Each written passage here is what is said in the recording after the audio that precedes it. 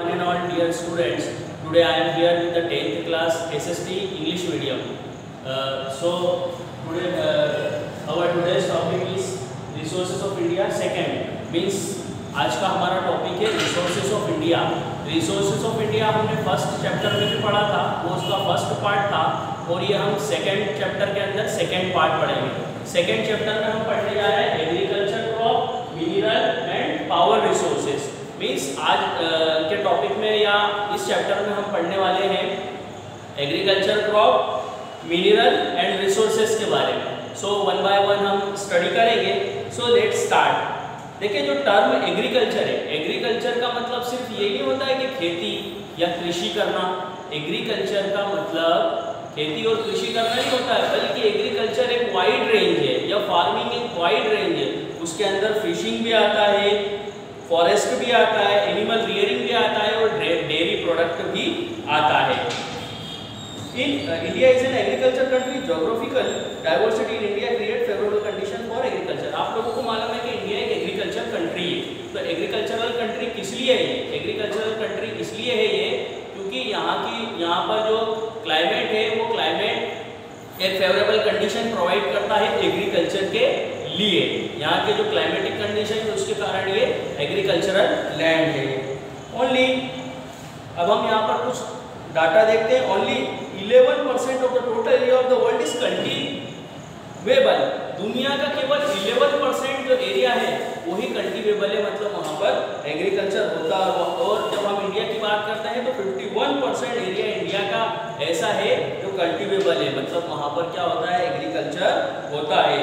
Only one crop is grown in many countries of the world. अगर हम दुनिया की बात करें तो बहुत से देश ऐसे हैं जहाँ पर साल भर में एक ही क्रॉप होती है, लेकिन अगर इंडिया की बात करें तो 2, 3, 4 क्रॉप भी यहाँ पर हो जाती है इंडिया के अंदर। Total area which could be irrigated in the India equal to total cultivated area of China. Bharat के अंदर का जो एरिया जो इरिगेटेड होता है, इरिगेटेड मतलब जहाँ पर नहर चलती है, वो चाइना के टोटल एरिया के बराबर है। कितना टोटल एरिया के जो कल्टीवेटेड होता है वहाँ पर, मतलब जितने एरिया में वहाँ खेती होती है, भारत के इतने एरिया में इरिगेशन फैसिलिटीज है। आगे हम बात करते हैं 58.2% labour of India depend on agriculture for their livelihood. Bharat के अंदर 58.2% जो लेबर है वो केवल और केवल एग्रीकल्चर पे डिपेंड करती है। And 66% of the agriculture land is used for growing fruit crops. इसके अलावा भारत के 66% जो एग्रीकल्चर लैंड है वो फूड क्रॉप होने के काम में आती है। मतलब हम फूड क्रॉप होते हैं, फूड क्रॉप मतलब के जो खाने में हम इस्तेमाल करते हैं, जैसे गेहूं है या दूसरी सब्जी वगैरह। और 34% फॉर कमर्शियल। इसके अलावा 34% इस्तेमाल होती है कमर्शियल क्रॉप के लिए।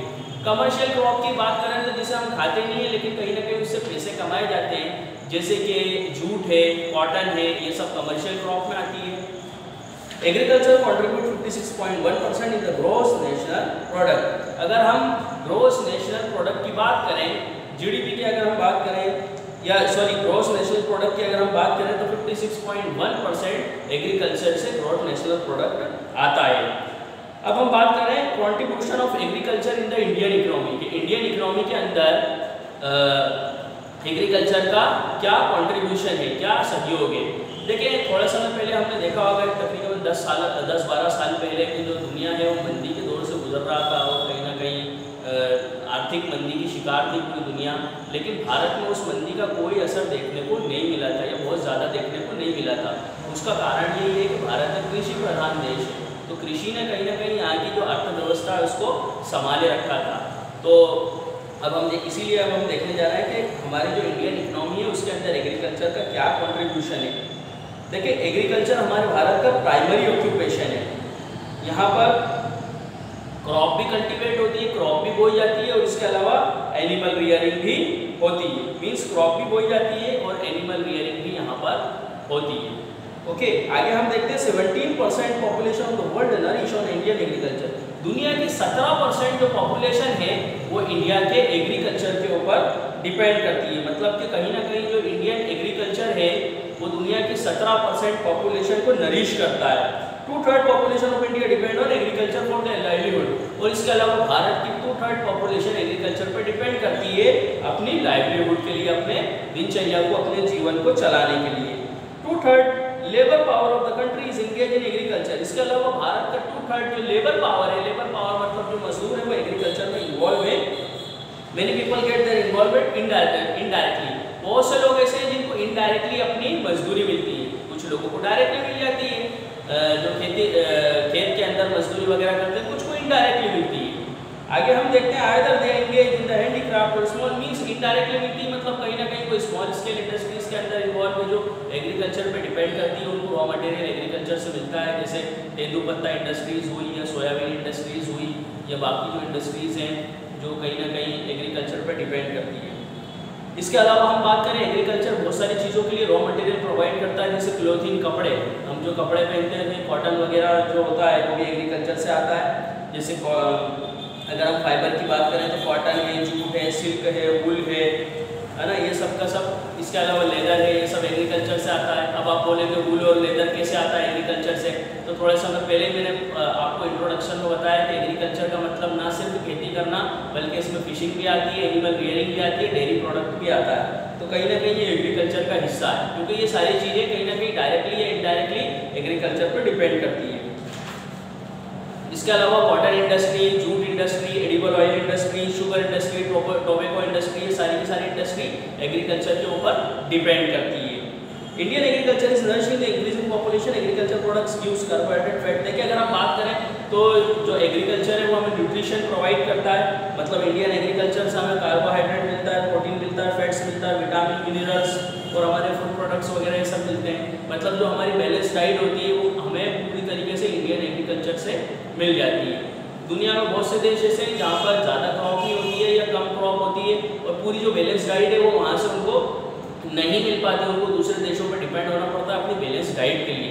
लेकिन इंडिया में ऐसा नहीं है, इंडिया में हमें हमारी जो डाइट है वो पूरी जो बैलेंस डाइट है वो एग्रीकल्चर से मिल जाती है, इंडियन एग्रीकल्चर से मिल जाती है।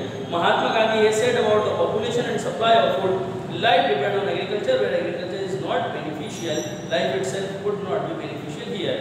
महात्मा गांधी ने किसी समय कहा था कि हमारी जो लाइफ है वो एग्रीकल्चर पर डिपेंड है, और जहाँ पर अगर एग्रीकल्चर आपको कोई फ़ायदा नहीं दे सकता तो लाइफ से भी आपको कोई फ़ायदा नहीं मिल सकता, या लाइफ का कोई वैल्यू नहीं है, लाइफ की कोई वहाँ पर मायने नहीं है।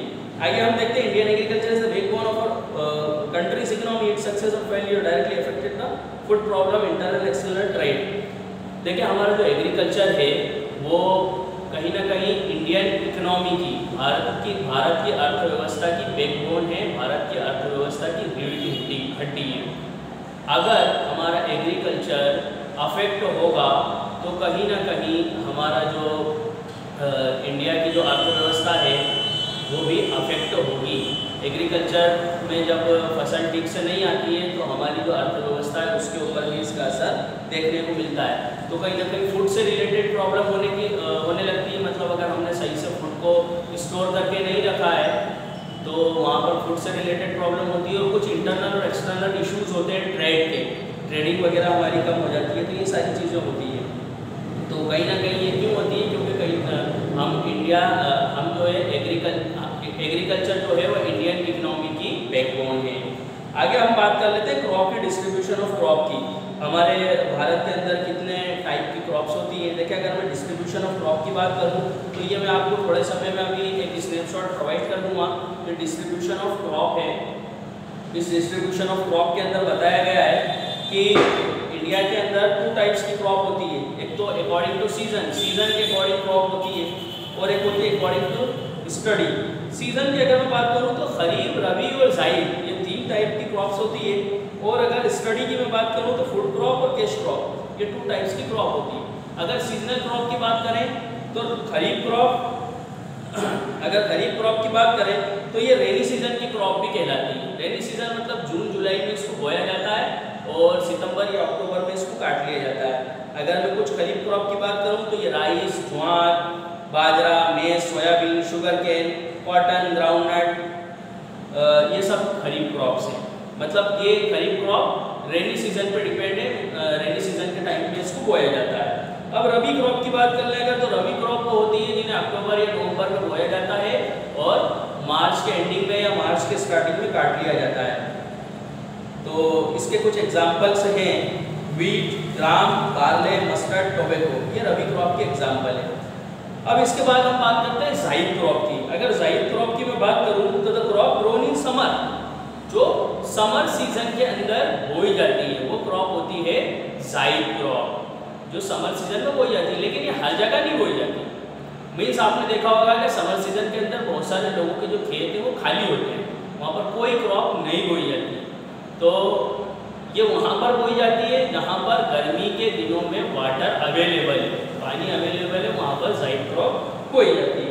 अगर मैं जायद क्रॉप की बात करूँ तो वेजिटेबल, आप गर्मियों में भी खाना तो खाते हैं, वेजिटेबल्स तो आती है सभी के पास में, तो ये वेजिटेबल्स है, ये भी एक जायद क्रॉप में आता है। और ग्रीन फोडर, जो फोडर वगैरह है जिसको आपके मवेशी वगैरह खाते हैं, ग्रीन फोडर।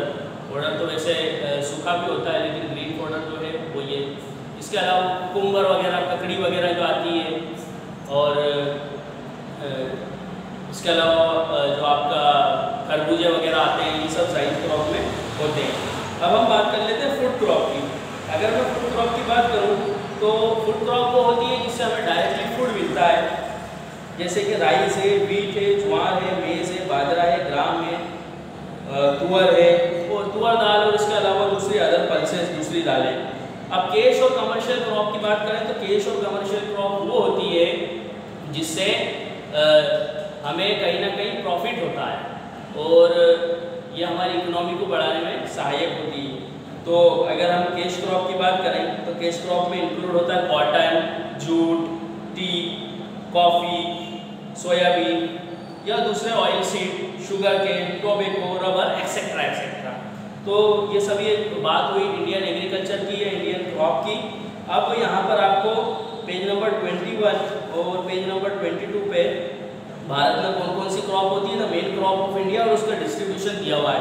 ये आपको घर जाके स्टडी करना है, इसमें कुछ भी नहीं, क्रॉप लिखी हुई है, जो क्रॉप है वो, और उसके आगे उसका जो स्टेट्स है, उसका जो एरिया है वो लिखा हुआ है। पेज नंबर 21 ये मैं आपको स्नैपशॉट में प्रोवाइड कर दूंगा, पेज नंबर 21। तो यहाँ पर जैसे वीट है, देखिए वीट, तो वीट उत्तर प्रदेश, पंजाब, हरियाणा, मध्य प्रदेश, बिहार, राजस्थान, महाराष्ट्र, वेस्ट बंगाल, उत्तराखंड और गुजरात, भारत के इन स्टेट्स के अंदर होता है।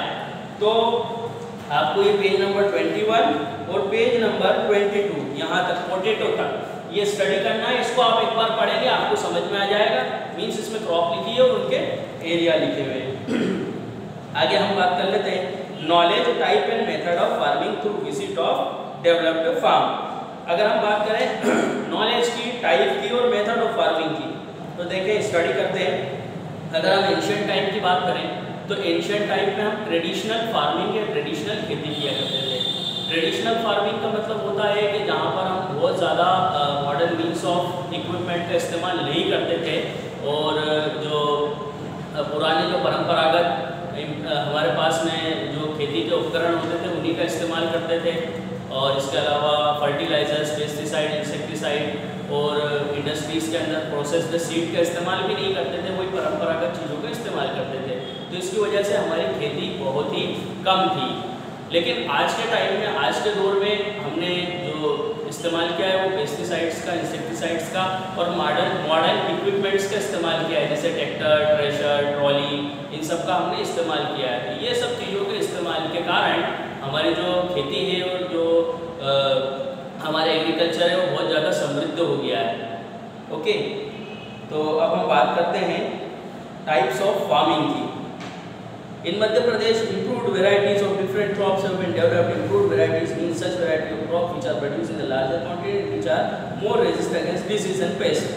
देखिए टाइप्स ऑफ क्रॉप्स की मैं बात करूँ, हमारे मध्य प्रदेश की तो बहुत सारी वेराइटीज़ की क्रॉप यहाँ पर पाई जाती है और डेवलप्ड है, जो कहीं ना कहीं इसमें डिजीज से लड़ने की और पेट्स से लड़ने की, जो कीड़े वगैरह हो जाते हैं उससे लड़ने की क्षमता है इसके अंदर।